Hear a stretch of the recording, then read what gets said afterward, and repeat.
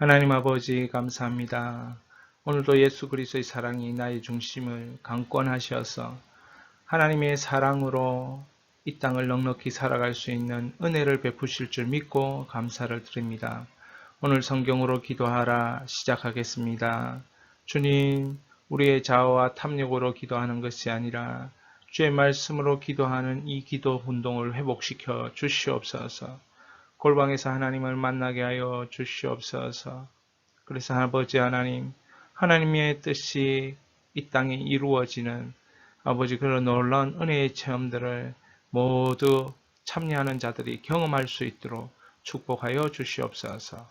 살아계신 주 예수 그리스도 이름으로 기도하였습니다. 아멘. 갈릴리 해변에 다니시다가 두 형제 곧 베드로라 하는 시몬과 그의 형제 안드레가 바다에 그물 던지는 것을 보시니 그들은 어부라. 말씀하시되 나를 따라오라. 내가 너희를 사람을 낚는 어부가 되게 하리라 하시니 그들이 곧 그물을 버려두고 예수를 따르니라. 거기서 더 가시다가 다른 두 형제 곧 세베대의 아들 야고보와 그의 형제 요한이 그의 아버지 세베대와 함께 배에서 그물을 깁는 것을 보시고 부르시니 그들이 곧 배와 아버지를 버려두고 예수를 따르니라. 마태복음 4장 18절 이후입니다. 성경으로. 오늘 본문은 무엇을 말하고 있습니까? 본문은 예수님이 갈릴리 해변에 다니시다가 제자를 부르시는 것을 보여주는 장면입니다. 제자를 부르십니다. 베드로, 안드레, 야고보, 요한. 제자가 갈릴리 출신 11명입니다. 물론 12명 중에 1명은 다른 지역, 가론 유다는 다른 지역 출신이에요. 그러나 갈릴리 출신의 11명의 제자를 예수님이 부르십니다. 나의 제자는 뛰어난 사람만이 나의 제자가 될 수 있다. 예루살렘 출신이고 좋은 대학 나와야 되고 좋은 직장 가지고 있어야 되고 이런 영향력 있고 영양가 있는 사람이 나의 제자가 될 수 있다. 이게 아니라는 겁니다. 예수님의 부르심은 예수님이 불러주셨으니까 예수님이 책임지시고 예수님이 만들어 가시는 그런 부르심이라는 거죠. 그렇기 때문에 제자는 이런 사람입니다. 신적인 부르심에 임명되어 순종하는 사람. 제자는 순종만 할 수 있는 사람이면 누구든지 제자가 될 수 있습니다. 그 안에 내용이 어렵다. 그 안에 힘든 일을 수행해야 된다. 그 모든 것은 하나님이 우리에게 해결할 힘과 능력을 부어 주실 것입니다. 이것을 믿음으로 순종하는 사람이 제자가 될 수 있어요. 여기서 부르심, 이걸 우리가 한번 묵상해 볼 필요가 있지 않겠나 이런 생각이 듭니다. 부르심이라는 이 단어는 모든 사람에게 해당되는 단어입니다. 세상에 이 묶여있는 백성들을 빼내어서 불러주시는 것을 교회라고 하거든요. 그러니까 우리를 불러내 주시는 것이죠. 이게 부르심이에요.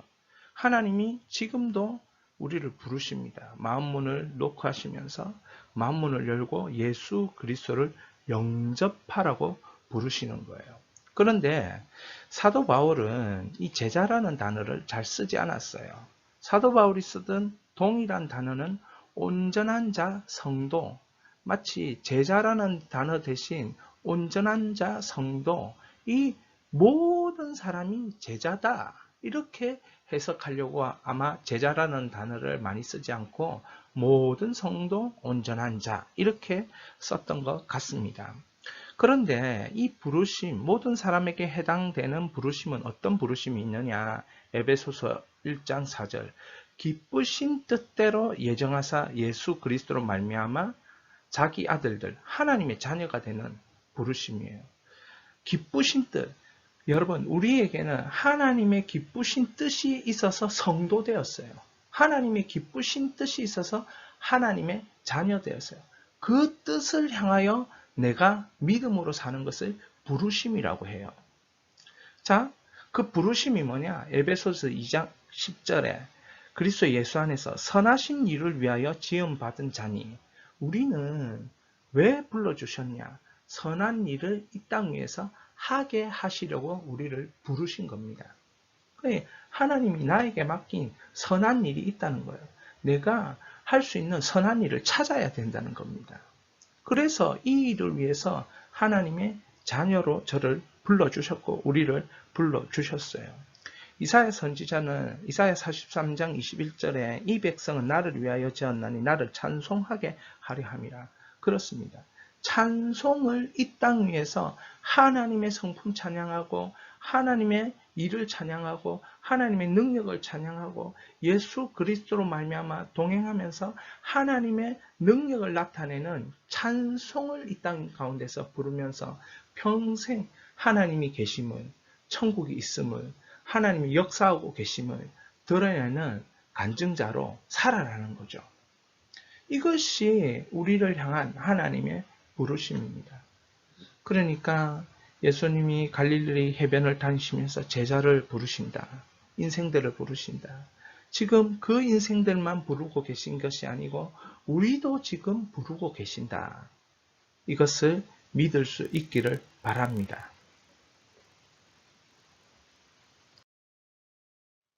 오늘 이 본문을 읽으면서 왜 제자인가? 라는 질문을 하게 됩니다.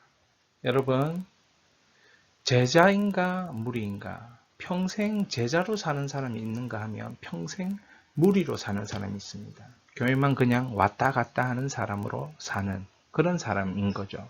예수님 당시에도 제자로 부르심 받은 사람이 있는가 하면 베사드 들녘에 그 고기와 그 배고픔을 해결하기 위해서 찾아온 무리로 사는 사람이 있는 거죠.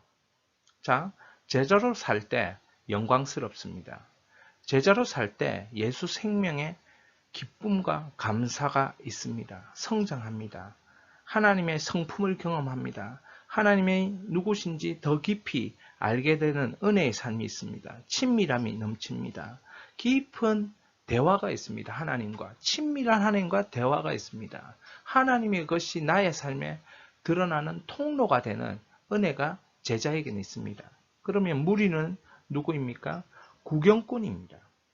왔다 갔다 땅만 밟는 사람입니다. 우 하면 오고 우 하면 빠지고 이렇게 사는 사람들이에요. 알맹이가 없는 사람들이죠. 예수님 당시에도 그랬습니다. 여러분은 제자입니까? 무리입니까? 자, 제자라면 제자의 목표가 있는 거예요. 목표. 본문입니다. 말씀하시되 나를 따라오라 내가 너희를 사람 낚는 어부가 되게 하리라 하시니. 예수님 따라오면 어떻게 하겠다는 것입니까? 사람 낚는 어부가 되게 해주겠다. 내가 너희를 이 사람 낚는 어부가 되게 하리라. I will make. 내가 너희를 만들 것이다. 사람을 낚는 업으로 만들 것이다. 이렇게 제자의 목표를 정확하게 오늘 마태복음에서 가르쳐주고 있습니다. 제자의 목표가 뭐냐? 마가복음 3장 13절 14절입니다. 13절 자기가 원하는 자들을 부르시니 제자는 아무나 제자가 되는 것이 아니고 예수님이 원하는 자들을 불러야 제자가 될 수 있습니다. 내가 되겠다, 제자 되겠다 해서 되는 게 아닙니다. 예수님이 불러야 제자가 되는 것입니다. 그런데 어떤 목표가 있습니까?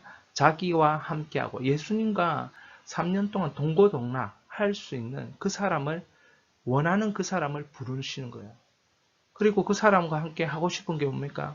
보내셔서 전도하게 하시고 그리고 귀신을 내쫓는 권능도 가지게 하려 하시며 권능도 주시는 거예요. 왜? 세상 사람들이 다 묶여 있어요. 복음을 받아들일 수 없도록 어두움과 흑암에 묶여 있는 것이죠. 그걸 풀기 위해서 제자들에게 귀신을 내쫓는 권능을 주시는 거예요. 이게 제자가 살아야 될 삶들이라는 것이죠. 사랑하는 여러분, 제자입니까? 무리입니까? 왜 제자로 살아야 됩니까?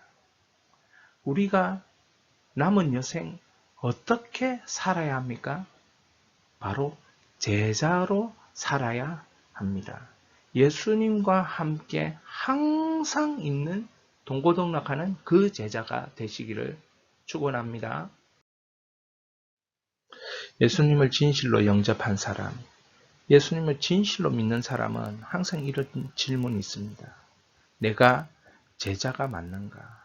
나는 제자인가? 하나님이 원하시는 제자가 맞는가?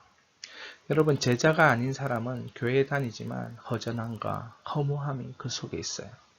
무리로 교회를 다니고 있기 때문에 그런 것이죠.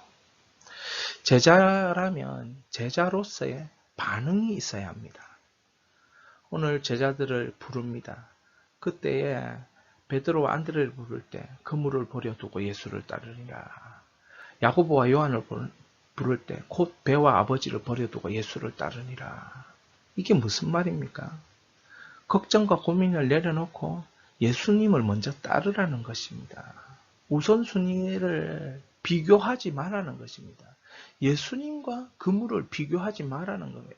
예수님과 배와 아버지를 비교하지 말라는 것입니다.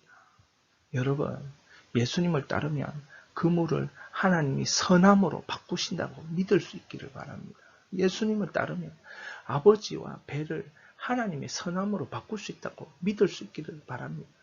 비록 그것이 내가 생각하는 선함으로 변하지 않았다 할지라도 내가 예수를 따르는 것에 그 가치, 그 생명에 비교하면 그건 충분히 내려놔도 된다라고 제자들의 반응이 나와야 되는 것입니다. 그게 진정한 제자인 것이죠. 그러니까 우리 예수님은 이 제자의 모든 것을 걸었습니다. 3년 동안 공생에 세계복음화는 12명에게 맡긴 거예요. 물론 가룟 유다가 이렇게 예수님을 팔아먹고 실패하는 제자였지만 그러나 예수님에 대한 제자 외에는 없었습니다. 그래서 마지막에 대위임령, 마지막에 이 유언, 가서 모든 민족을 제자로 삼아라. 가서 모든 민족을 제자로 삼아라. 제자를 예수님이 만드셨어요. 그러면 그 12제자가 또 제자를 만드는 거예요. 그러면 그 12제자의 또 제자가 제자를 또 만드는 거예요. 그렇게 해서 세계를 복음화시켜라. 내가 분부한 모든 것을 가르쳐 지키게 하라. 이것이 마지막으로 우리 예수님이 하신 제자가 제자를 만드는 명령을 하신 거예요. 이 일에는 오직 순종, 오직 희생만 있을 뿐이에요. 이 일에는 다른 말을 하면 안 돼요. 저를 돌아보면서 저는 평생에 제자가 몇 명이 있는가? 정말 하나님 앞에 믿음으로 살아가는 순간순간 제자, 그 제자가 나를 통해서 만들어지고 있는가? 3년 동안 제자 훈련했다고 해서 제자가 되는 게 아닙니다. 평생의 골방에서 하나님의 말씀을 먹고 기도하면서 나의 모든 욕심과 탐욕과 이기심을 예수님보다 못한 것으로 배설물을 여기고 내려놓으면서 예수님을 따르는 매일매일 순간순간이 될 때 그 사람은 제자인 거예요. 그 제자를 볼 때 그 다음 제자는 가르쳐 주지 않아도 생명의 전달이 일어나는 거예요. 생명의 역사가 전달되는 것이죠. 그것이 바로 살아있는 제자인 것입니다. 저는 여러분이 살아있는 제자 되시기를, 생명력 넘치는 제자 되시기를 바랍니다. 오늘 성경으로 기도하라. 마태복음 4장 19절 말씀하시되 나를 따라오라. 내가 너희를 사람 낚는 어부가 되게 하리라 하시니 하나님 아버지, 이 시간에 우리가 기도하기를 원합니다. 사람 낚는 어부가 되게 하여 주옵소서. 왜 하나님, 이 시대가 그리스도인이라고 하지만 사람 낚는 어부가 아니고 그런 제자가 아니고 힘도 능력도 없는, 아버지 영향력도 없는 그런 그리스도인으로 살아가고 있는지요. 이 시간에 우리 기도하십시다. 기도할 때에 하나님 아버지, 사람 낚는 어부 만들어 주시겠다 약속하셨사오니 나를, 하나님의 백성들을 주님께 인도하는 그런 업으로 축복하여 주시옵소서. 이끌어 주시옵소서. 기도하겠습니다. 하나님 아버지 감사합니다. 주님 이 시간에 기도하는 것은 나를 사람 낚는 업으로 축복하여 주시옵소서. 예수님께서 제자 사역을 하시며 제자들을 부르시며 세계복음화를 그들에게 맡기셨던 것처럼 아버지 하나님이여 제자가 제자를 만드는 하나님의 비전과 명령을 수행할 수 있도록 저에게 은혜를 베풀어 주시옵소서.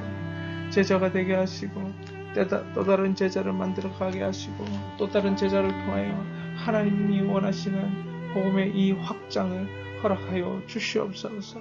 아버지 하나님이여 수많은 제자들을 일으킬 수 있도록 축복하여 주시옵소서. 예수의 제자가 일으킬 수 있도록 축복하여 주시옵소서. 예수의 제자를 일으킬 수 있도록 축복하여 주시옵소서. 하나님 그렇습니다. 우리의 모든 것은 주님께서 만들어 주셔야 사람 낚는 어부가 된다는 것을 깨닫습니다. 주여 불러주셨사오니 끝까지 책임져 주시옵소서. 살아계신 주 예수 그리스도의 이름으로 기도하였습니다. 아멘.